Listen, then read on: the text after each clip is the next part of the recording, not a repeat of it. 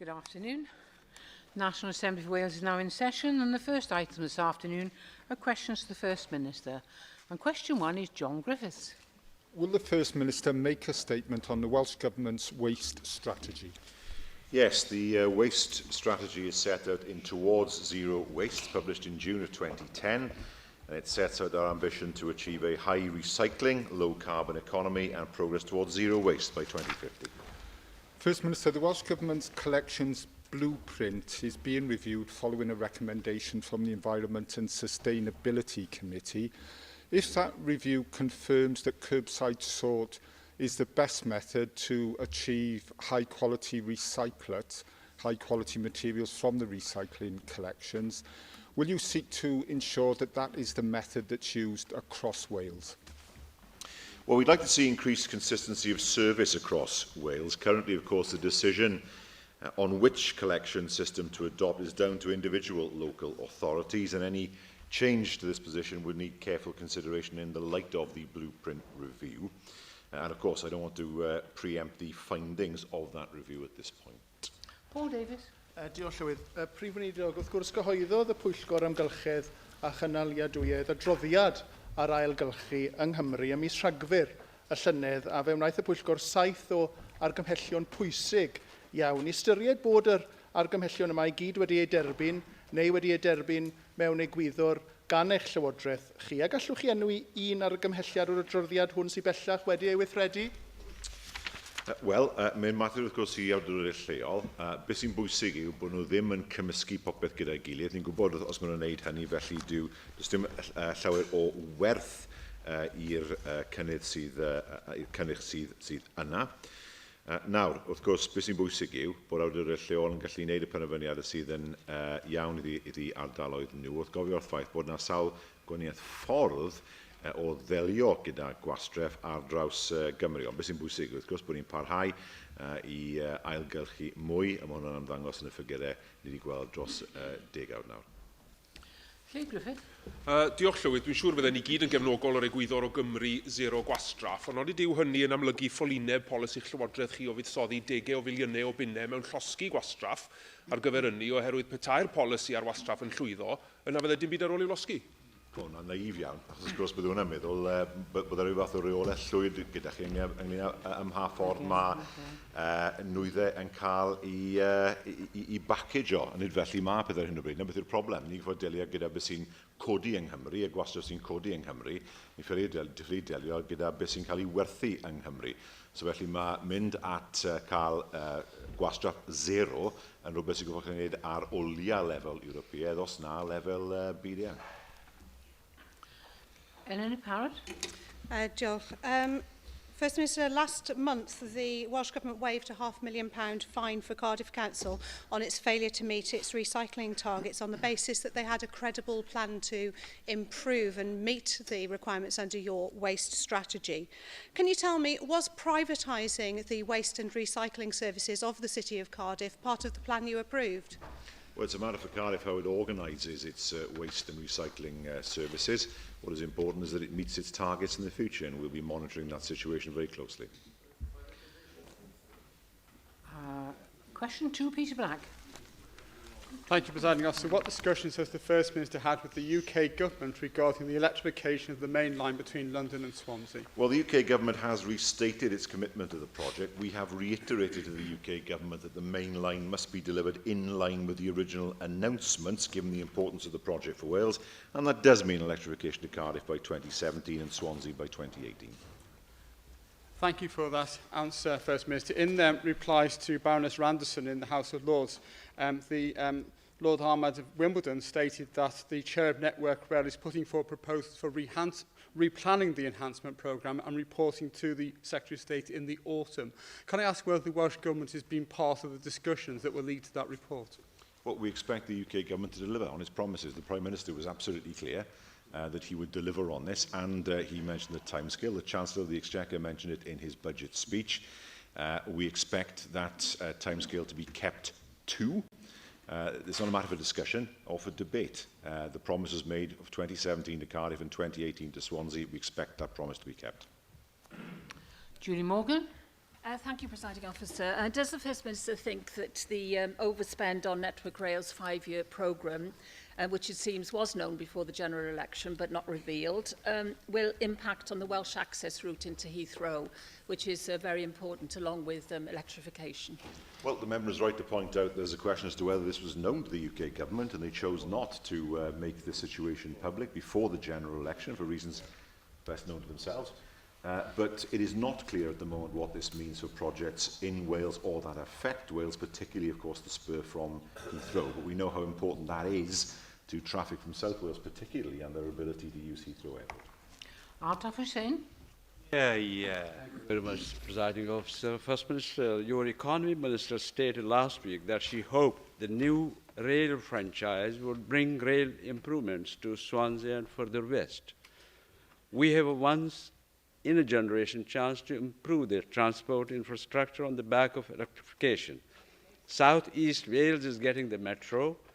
What improvements can people in my region expect? Well, I mean, we know, for example, that since the single franchise across Wales was created, that there's been much better integration of services, both east-west and north-south. And, of course, for the first time, the next franchising, when franchising is next agreed, the Welsh Government will have a far stronger role in terms of how the franchise is agreed and how rail services are then provided. And we expect, of course, then to be able to continue with the good work that's been done in integrating services further west with the rest of the network. Bethan Jenkins. First Minister, Network Rail has details on its website about the modernisation plan with electrification, consultation with local people with regards to bridges and any changes that will take place. I noticed there's been consultation in Newport and Monmouthshire with regards to bridge changes there, but in Llanharan it seems that the bridge will be totally removed, and that's causing some concern to local people. Is there anything that you've had by means of an update on this particular issue? No, we would expect Network Rail to conduct the work they need to conduct on the bridges as quickly as possible and with the least disruption possible. It's inevitable with electrification there will be some disruption with some of the bridges, but certainly we expect that work to be carried out in a peremptory fashion. Mike Hedges. The importance of electrification is not only the shortening of the journey times, but the message it sends to potential investors. Will the First Minister continue to press the economic case for the electrification of the main line to Swansea? Absolutely. The member and I are in exactly the same place on this. He will recall that when the UK government decided that it would not electrify to Swansea, we were in the vanguard of making the call that it should. When the UK government took the view that it would not electrify between Cardiff and Bridgend for reasons best known to itself, but further west from Bridgend to Swansea, we were in the vanguard of holding the Prime Minister to his promise that electrification would take place as far as Swansea. We now move to questions from the party leaders, and first this afternoon, the Leader of the Opposition, Andrew Archie-Davies.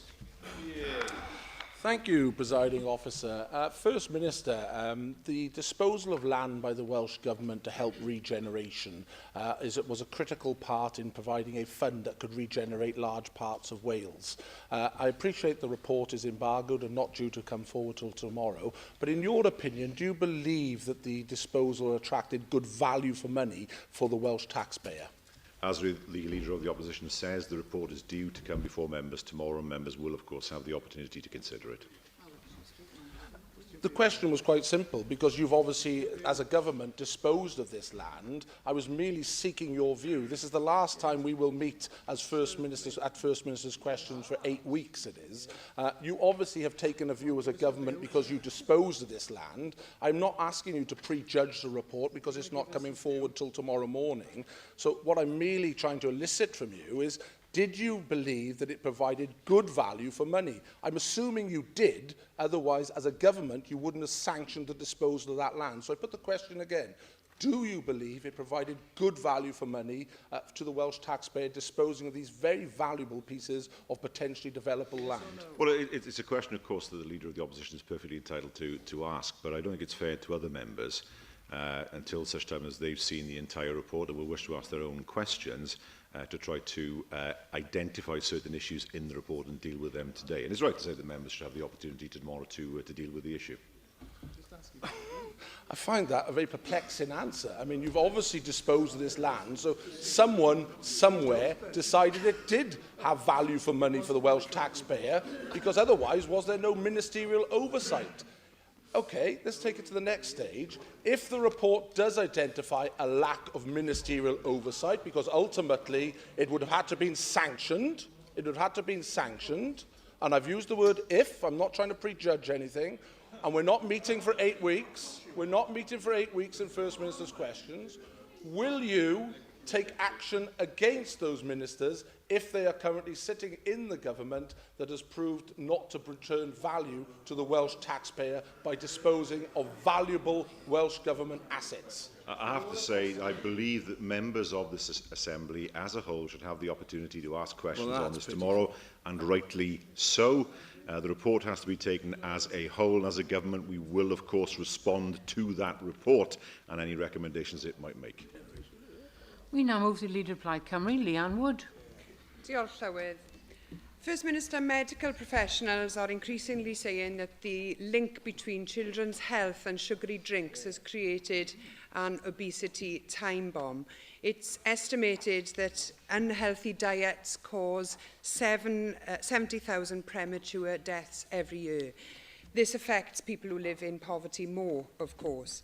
Now, as you know, Plaid Cymru proposes a levy on sugary drinks, and we welcome the support for that from a growing number of individuals and organisations, including the BMA. Rather than ridicule our proposals, isn't it now time for you to perform a U-turn and back Plaid Cymru on this? Well, there are 3 issues here. Firstly, the issue of whether there should be more tax on sugary drinks, and I think that has merit, I must say. But there are 2 other issues. First of all, we don't have the powers to do it, which is one of the issues, of course, that Plaid Cymru have not really fully dealt with. And secondly, it's this issue, which I have raised, of course, in this chamber. If you raise a tax with the intention of reducing a particular form of behaviour, you will inevitably reduce the amount of money that is taken in that tax. If you hypothecate it for a particular purpose, it's inevitable that the amount of money available for that particular purpose will drop. So the disagreement that I have with her is that if she says she's going to hypothecate a tax and it's going to pay for, as she put it, 1,000 extra doctors a year, it's going to come from a never-decreasing pot of money. That's the problem of hypothecation. If you have sin taxes, and smoking is one area, of course, that's taxed heavily, she will notice that it's not hypothecated, for the obvious reason that it provides an ever-decreasing amount of money to pay for a particular policy. But that's not the question I asked you, and the arguments that you were put in are arguments against taxing cigarettes, alcohol, carrier bag usage. It's well established that you tax to disincentivise behaviour, and the link between ill health and poverty among children has been highlighted further in the media today. First Minister, a staggering 70% difference exists between death rates among children living in the most deprived areas compared to the most wealthy. If you're not prepared to take a policy change as the one that I have proposed this afternoon, what other policy changes are you prepared to make in the light of today's unacceptable revelations? I think if we had the power to introduce such a tax, it might be something that we could look at. I'm not in disagreement with her on that particularly. What I do think she has wrong is this idea that you can take an ever-decreasing pot of money to pay for the same policy year after. It doesn't work out. She's right to say, of course, there are sin taxes, but the point is this. Taxes on cigarettes and alcohol are not hypothecated for a particular purpose, with good reason, because you're trying to dissuade behaviour. The tax take drops over the years. If your tax take drops, the amount of money you have to pay for a particular policy is bound to drop as well. So it's the hypothecation that her party has wrong. Minister, we've never talked about hypothecation. I welcome your U-turn. I welcome your U-turn on this, and I'm glad now that you've had a change of heart. First Minister, overcoming poverty is the greatest challenge facing our country, and its impact on health outcomes is well known. We must give support to and defend those people who are living with poverty. Now, we know that you were at war with your party leader on limiting financial support to families with children. So what is your government planning to do to defend those people who will suffer from regressive Tory policies, backed by the support of your own boss? Well, I mean, there are a number of questions. First of all, I've just heard the most stunning public U-turn that I've ever heard from any party leader in this chamber. It will come as news to all of us, and particularly those on their own benches, with the expression on their faces, that somehow the pop tax, as it's been called, was not meant to be hypothecated. The whole point was, and she said it time after time after time in this chamber, it was going to pay for a certain number of doctors, and all of a sudden, there's been a complete U-turn. That's no longer the case. I mean, I welcome it because it shows that it was a fallacy to begin with, and it showed the shallow ground on which that policy was actually based. She makes a point about benefits. She and I are in much the same position on that. That much I agree with her. I wonder if she's in the same position as her parliamentary leader when it comes to fox hunting. I wonder about that. Given what Jonathan Edwards has said on that, remarkably silent. I know their blushes have been spared by the fact that the Conservatives have run away from having a debate on that. But she makes a serious point, and that's this. Order. How do we ensure that those people who have been targeted by this UK government are helped? We see, and we saw from the budget last week, it was a budget that had young people in its sights. A so-called living wage, which was not a living wage, and not introduced to those under 25, who for some reason are not affected by the living wage. Tax on housing benefits, a tax on student grants, a tax on student maintenance. It was a blatant attack on young people within the UK. And we as a government are, as we always have done, ready to do what we can to defend our people against what are unfair and unjust cuts. We saw £50 million removed from the Welsh budget. Imagine how many consultants, how many hospital beds, how many nurses could have been employed if the Tories hadn't pinched that money from the people of Wales. I know it's the last session before the recess, but I don't want you shouting enough for the whole of the 8 weeks that you're not going to be here. So we now move to Leader of the Welsh Liberal Democrats, Kirsty Williams. Thank you, Presiding Officer. First Minister, figures collected by the Welsh Liberal Democrats this week have revealed that since 2012, 10,395 official staff complaints have been made to health board bosses in Wales about a lack of qualified staff available. In Cardiff, the number of complaints in 2014 alone was the equivalent of 12% of the total number of staff working at that health board. Do you consider this level of complaints to be acceptable? Well, it's worth noting that the reported level of incidents represents a small percentage of total reported incidents. The overwhelming majority of reported incidents are incidents that lead to no harm. It's worth pointing out as well there are more doctors, more nurses, more midwives, more paramedics and more dental staff working in the Welsh NHS today than there were 10 years ago. And since 1999, the total number of staff working in the Welsh NHS has increased by a third. Now, I know she has an interest, obviously, in the issue, given the bill that she's promoted to the Assembly. I know that the Minister has written to her with a view to offering another meeting as to how that bill might be taken forward on a basis that's satisfactory to all. First Minister, I'm aware that there have been increases in staff, but as you remind me on a weekly basis as a reason why you can't meet your own health targets, is that demand is also rising. And surely it cannot be acceptable to you that your staff working in the Welsh NHS are repeatedly telling their managers that they don't have enough colleagues around them to cope. And that's significant because we do know that there is a link between staffing levels and patient outcomes. And a recent report for the English NHS revealed a significant relationship between the number of nurses on duty in hospitals and 40 indicators of patient care outcomes. Therefore, given that evidence in England, do you regret, as I do, the decision by the English NHS to stop NICE's work in this area that demonstrates the evidence for safe staffing levels, a decision that has been criticised by Robert Francis, nursing unions and workforce experts? Yes, I do. I mean, there are many questions, of course, for the UK government to answer about the English NHS. We want, of course, to make sure that the NHS is staffed at a safe and sustainable level, as does she. And as I said, we're aware of the bill that she has promoted in the Assembly, and as I say, I know the Minister is keen to discuss that matter further with him.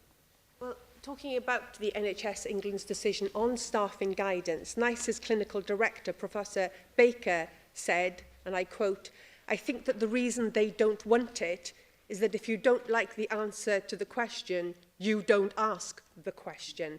In Wales, First Minister, would you agree with me we must not be afraid to ask that question? And in looking to promote safe staffing levels, firstly in the nursing profession, will you work with me and the Health Minister to ensure that Wales, the first part of the UK, takes this agenda seriously, as other parts of Australia announced this week, and will ensure we have safe nurse staffing levels on our wards with a view to introducing that potentially to other sectors of the NHS workforce? The Leader of the Liberal Democrats is right to say that we should not be afraid of asking that question. She will know that the committee looking at her bill did raise a number of issues that need to be resolved. As I say, the Minister and her will be able to meet in the near future to see how and whether such a resolution can be achieved. We now move back to questions on the paper, and question 3 is Russell George. Will the First Minister make a statement on investment into the Welsh NHS? Well, investing in our health services is a priority for the Welsh Government, as reflected in our budget for 2015 to 16.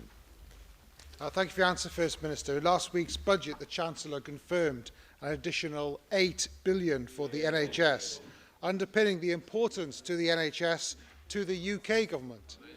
Given the Welsh Government's record-breaking cuts to the Welsh NHS, will you confirm that the health service in Wales will benefit fully from the Barnett consequential in full? Well, let's see it, because there's no sign of the money. I can promise you that now. It's lofty rhetoric, but no delivery yet from the UK Government. I would take him and his party more seriously if they had stood up for Wales and resisted the £50 million of the cuts that their own party imposed on Wales. £50 million that could have been spent on doctors, on nurses, on hospital wards. £50 million that could have been spent on the NHS in Wales, which has now been pocketed by the Conservative Party and the Chancellor. No answer. Lois Watson. Diolch, Llywyd. The Welsh Government, on the other hand, has ring-fenced more than £20 million to support the 1,600 plus people who receive the Independent Living Fund in Wales, whilst the UK Government closed the nationwide scheme last month. First Minister, do you agree with me that as well as record investment in the NHS, spending on social care will save us money in the long run as people are supported to live independently? Absolutely. Health and social care run together. We know you cannot separate them both. We know social care is being absolutely wrecked in England. Absolutely wrecked in England by the Conservatives. Noise, so we can hear what the First Minister is saying. Apologies, First Minister. I know Carry these on. answers are inconvenient to them, Presiding Officer, but the reality is we know that health and social care spending in Wales is 5% higher per head than in England, and so his party can hang their heads in shame. Ellen Jones. Minister, Plaid Cymru does believe that pop tax could provide a useful revenue stream into the NHS. Andy Burnham, in the recent recent general election, promised to hypothecate a levy on cigarette makers to fund more staff in the NHS. Is that a hypothecation that you supported? No, I don't think hypothecation works in those circumstances either. She seemed to be suggesting that she was in a different place there from her own leader when it came to the when it came to the pop tax. You're in a different place to your leader. Is it hypothecated or not? I was asked a specific question. Did I agree with hypothecation in terms of a levy on cigarette manufacturers? The answer is no. That doesn't mean I don't agree with a levy, but I think it's dangerous to have hypothecation for what is an ever-decreasing tax pot. That doesn't make sense. Well, I don't agree with what he said. First Minister, I'm not here to respond to questions when people are seated. Just if they're not standing up, they're not asking a question, so they don't deserve an answer. William Powell. Diolch, Llywydd. First Minister, Powys Health and Wellbeing Action Group very much appreciates your government's support in their ongoing work to develop a wellbeing park in the grounds of Bronfleece Hospital. Indeed, this Friday sees the official opening of the Veterans Garden, which has already been widely enjoyed by ex-service personnel. The Action Group is making real headway towards setting up a community benefit organisation. However, it would be much easier and progress greatly accelerated if the Welsh Government could consider seconding an appropriate officer to support their multifaceted work. First Minister, in this context, will you commit to discussing this matter with your Cabinet colleague, the Minister for Health and Social Services, so as to explore fully the potential that Bronfleece Park has to be a showcase for innovative care of UK and international status? Yes, I will do that, and I'll ask the Minister to write to the member with an update. Question 4, Lee Griffiths. Diolch Llywydd. Awn aeth y Prif Weinidog ddatganiad am ddyfodol yn ei gwynt ar y tir yng Nghymru. Wel, yn dilyn cyhoeddi'r Llywodraeth y Daearys Unedig ar Fehefin y 19 i fod yn rhoi terfyn cynnar ar y cymorth i ynni gwynt ar y tir. Mae'r rhagolygon ar gyfer prosiectau yng Nghymru yn ymddangos yn ansicr. Chi'n berffaith iawn, Prif Weinidog, maen nhw yn edrych yn ansicr ac mewn ymateb i'r cyhoeddiad, mi nath Gweinidog yr Alban wrth gwrs ffynnu cyfarfod gyda Gweinidog y Deyrnas Unedig. Mi gafwyd y cyfarfod, mae'n y gyfarfod pellach wedi drefnu gyda'r cymunedau a'r buddsodwyr a'r busnesau fydd yn dioddau yn sgil y penderfyniad. Ac hefyd, wrth gwrs, mae yna uwchgynhadledd brys yn cael ei gynnal nes ymlaen y flwyddyn yma. Mi sgrennes i atoch chi rhyw bythefnos yn ôl yn gofyn beth oedd ymateb Llywodraeth Cymru mewn cymhariaeth. Dwi'n aros am yr ateb hwnnw, felly allwch chi ymelaethu prynhawn yma mwyn esbonio sut y byddwch chi yn ymateb i'r penderfyniad yna ac yn sefyll Cornel Cymru. Mae yna lythyr wedi mynd i Llywodraeth y Daearys Unedig, oedd yna gyfarfod heddi, neu mae yna gyfarfod heddi i wrando ar concernau busnesau yn enwedig, ac wrth gwrs i ni'n rhannu'r pryder, beth hwn yn meddwl bydd na ddim ddigon o drydan yn y pen draw. Na beth yw'r problem fan hyn, a penderfyniad hyn, y penderfyniad ynglyn â cellau photovoltaic. Ar hyn o bryd, ydyn nhw'n amlwg iawn lle bydd trydan yn dod o yn y degawd nesaf. John Griffiths. First Minister, this announcement by the UK Government to curtail the subsidies for onshore wind has had an early and direct result in terms of the job losses at Maybe Bridge. Would you agree with me that just a few months into this UK Tory government, we see the green rhetoric already fading into history, and they simply do not understand the importance of the green economy, and that will cost all of the UK dear, including Wales, in terms of job losses and lack of progress? 100 jobs lost in a Conservative-held constituency. Yes, and that's right. I think it reminds us all that there are, in fact, livelihoods at stake here as a result of knee-jerk decisions that are taken by the UK government. The member's quite right to point that out. There are other examples as well which are unclear at the moment in terms of what it means for our carbon emissions. One of the vaguest references I saw in the budget was over vehicle excise duty and what that meant. I suspect it will mean that the vast majority of cars that are now paying far less than £140 will find themselves paying that amount. So the greenest cars will pay more, while the most polluting cars will pay less. Surprisingly, we haven't seen more detail on that yet from the current UK government. Jonathan Saunders. Thank you, Presiding Officer. First Minister, over recent years, we've seen within our own communities massive opposition to large-scale wind turbine projects, be it onshore or offshore. These do have the potential to damage our countryside and indeed our coastlines. Now, there's wide recognition across the industry that it's a broad range of technologies that is needed to take our climate change programme forward. What plans does your government have to review TAN 8 in order to allow different and new technologies to come forward as a viable option? Well, TAN 8 is a land-based TAN. Anyway, it doesn't affect the sea. Now, if we're not going to have onshore and apparently now offshore wind as well, what do we have left? Because with the tidal lagoon, we know that the tidal lagoon has had permission to move ahead, but there's no strike price yet. No strike price at all. And it's absolutely crucial the UK government now tells the developers of the tidal lagoon what money is going to be on the table, because they haven't done that yet. We won't have marine energy. We won't have wind energy of in any form. What else are we going to have then? Because at the moment, there's complete silence on this. A knee-jerk reaction, no plans. And just talk to investors, talk to businesses, and they will say to you they have no idea what the current policy of the UK government is. And that is a dreadful position for the UK to be in. Question 5, Mohammed Ashgar. Thank you, Madam Presiding Officer. What step will the Welsh Government take in 2015 to tackle domestic abuse in Wales, please? Well, the Minister made a statement on the 30th of June, which informed the Assembly of the action the Government is taking to tackle domestic abuse following the royal assent that was given to the Act in April. Thank you for the answer, First Minister. The Independent Police Complaint Commission recently called for all police forces in Wales to change the way they train officers and civilian staff who deal with domestic abuse cases in Wales.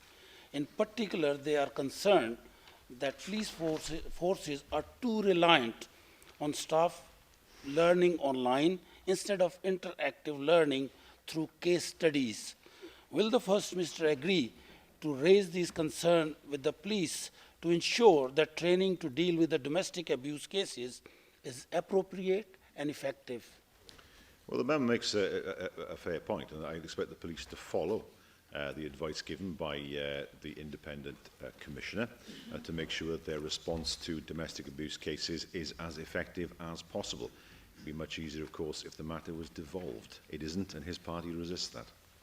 Jocelyn Davis. Presiding Officer.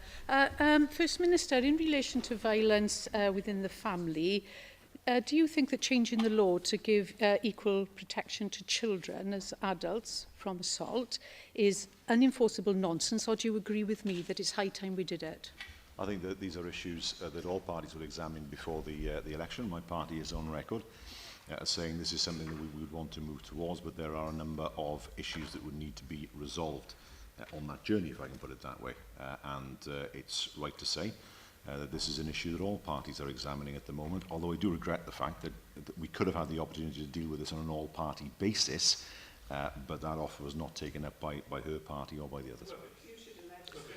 Question 6, Alan Fred Jones. A wnaeth y Prif Weinidog ddatganiad am gynnal gwasanaethau obstetreg gan arweiniad meddygon ymgynghorol ar safle'r 3 ysbyty cyffredinol yng Ngogledd Cymru. Dwi'n disgwyl i'r Bwrdd Iechyd ymgynghori â'i staff ac a'r cymunedau lleol, a gwneud yn siŵr bod yr holl wasanaethau clinigol i fenywod yn yr ardal yn cyrraedd sefyllfa sy'n ddiogel a chynaliadwy. Wel, mae strategaeth, os oes yma beth, a strategaeth gofal babanod yn y Gogledd mewn anrefn llwyr yn dilyn penderfyniadau diweddar yma. Y cwestiwn sydd yn pryderu llawer o bobl yn fardal i ydy beth fydd effaith sefydlu'r Sernig ar y gwasanaethau yn Ysbyty Gwynedd. Mae gwasanaeth mamolaeth Ysbyty Gwynedd ag enw da iddi ers blynyddoedd. Allwch chi sicrhau y bydd y gwasanaeth mamolaeth presennol sydd y dan arweiniad ymgynghorwyr yn Ysbyty Gwynedd yn parhau i'r dyfodol ar ôl sefydlu yr uned newydd yn Glan-Clwyd? Wel, bydd yna rai newidiadau pan bydd y Sernig yn cael ei sefydlu, a oedd y Sernig rhywbeth i blaid wedi cefnogi. So, dwi'n yn bosib i weid, wel, dyn ddim moyn nawr gweld y Sernig, a gweld unrhyw fath o effaith o gwbl ynglyn â ysbytau eraill. Dwi'n ddim yn meddwl bydd y gwasanaeth yn wath, wrth gwrs nag yw e. Ond pan mae gyda chi un ganolfan lle mae yna, sy'n gallu delio gyda'r achosion sydd mwyaf difrifol, felly falle bydd yna rhyw fath o effaith ar unedau eraill. Ond mae hwnna'n wrth gwrs yn rhan o'r asesiad bydd yn goffo cael ei wneud. Ond oedd ei blaid yn gefnogol iawn o'r Sernig i hunan. Ac wrth gwrs ni'n mynd i sicrhau bod y Sernig yn cael ei sefydlu ar safle Glan-Clwyd. Dan Miller. Thank you, Presiding Officer. Obviously, there's a great deal of concern still in my constituency about the future of the maternity services at Glan-Clwyd Hospital as a result of the uncertainty which was created by the Health Board earlier this year. The recent decision to not challenge the need to consult on the future of those services has indeed been very welcomed in North Wales. I understand that a consultation will now take place. What expectations do you have as a Welsh Government regarding that consultation and the involvement of the public and other key stakeholders? Because I was disappointed to learn about the consultation, not from the Health Board, but simply from a media inquiry yesterday. And it's clear that the consultation is obviously not getting out on the right foot if local stakeholders such as Assembly members are not involved from the start of the process. Well, I expect the consultation to be full and open and transparent. The problems that still exist in that unit are still there. There's no point pretending that all is well and things can stay exactly as they are. We do understand the concerns of people in the area around Glenclwyd, and I know that the Health Board is taking steps to ensure, to look at ensuring that the service can continue for the time being, but there will need to be steps to make sure that the service is safe and sustainable in the long term. And that means dealing with the issues that are identified by the Royal College and others, which are not going to go away. The fact that no trainees can go there, they won't go there. The fact it's very difficult to attract middle-grade doctors there on a permanent contract. There's much that needs to be done to improve the reputation of the department for the good of local people. But I do believe that the Health Board, with its new acting chief executive, has taken the appropriate steps. And it's absolutely crucial, as we have said, in terms of regaining the confidence of local people, that there's a full consultation. Aled Roberts. Diolch Llywydd. Dych chi'n meddwl, Prif Weinidog, bod cyfnod o 8 wythnos o ymgynghoriad dros gyfnod yr ha yn ddigonol, ac hefyd ofyn i chi ym mis Mawrth wedwch chi bod y cynllun busnes ar gyfer y Syrnic i fod i gynnwys holl wasanaethau'r gogledd, a fysa hynny'n cael ei baratoi erbyn mis Tachwedd. Wrth ystyried bod yna 8 wythnos o mis Gorffennaf i mis Medi, a fydda'r amserlen greiddiol yna o'r cynllun busnes i fewn erbyn mis Tachwedd dal yn bodoli. Dwi ddim yn erbyn yna. Mae yna ddoi gwaniaeth peth fan hyn. Yn gyntaf i gyd, mae doifish fi'n credu yn ddigon ynglyn ag ymgynghoriad, ond beth sy'n bwysig yw, wrth gwrs, bod ansawdd yr ymgynghoriad yn uchel. A sicrhau bod bobl yn gwybod am yr ymgynghoriad, yn gwybod wrth gwrs beth pa fath o farn maen nhw'n gallu dod i mewn i'r ymgynghoriad hynny. Mae'r Syrnic yn wahanol, achos nid... Dyw'r Syrnic ddim mynd i gael ei just dod i arben uned mamolaeth Glenclwyd. Nid felly oedd yn o'r gwbl, ond cael uned oedd yn wahanol a cael ei staffio mewn ffordd gwahanol a rhywbeth hollol newydd. So felly dwi ddim yn gweld pam wrth gwrs dyn ni ddim yn gallu symud mlaen gyda'r Syrnic ei hunan a pharatoi am y Syrnic a hefyd ystyried wrth gwrs y sefyllfa presennol yn Glenclwyd. Question 7, Janet Howard. Thank you, Presiding Officer. Will the First Minister outline what the Welsh Government is doing to promote tourism in Wales? Yes, our tourism strategy sets out our priorities to support the tourism industry. And tourism in Wales is in a strong position. 2014 was a record-breaking year, as the number of overnight visits to our country by GB residents alone hit an impressive 10 million.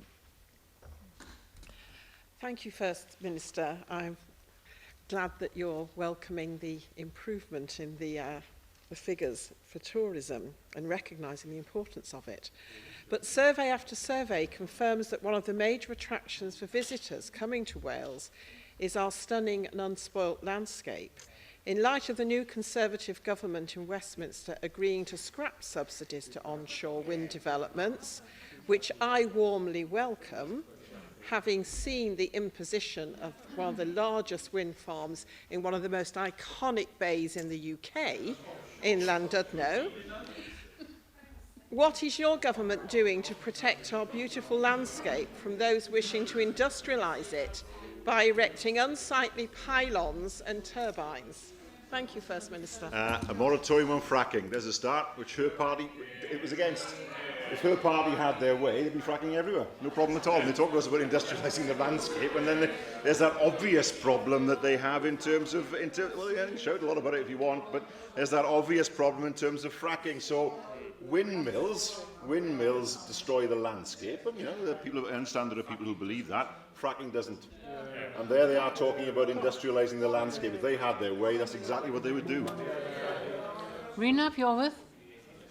Diolch Llywydd, yn gwybod y gwneud y Prif Weinidog gytuno efo fi bod chwaraeon yn arf pwysig iawn o ran denu twristiaid i Gymru, ac yn hynny o beth, tybed wneud y Prif Weinidog gytuno efo fi byddai rhoi cefnogaeth gynnar gan Lywodraeth Cymru i gais i ddenu gemau'r ynysoedd i Ynys Môn yn 2025 yn arf twristaidd pwysig iawn i'r Ynys, a sut allwn ni wrth gwrs a fi'n ar yn rhaid a peidio rhoi gwahoddiad i'r Prif Weinidog i estyn llongyfarchiadau gwresog i'r tîm o Ynys Môn ddath yn ôl o Jersey chydig dros wythnos yn ôl efo 10 medal.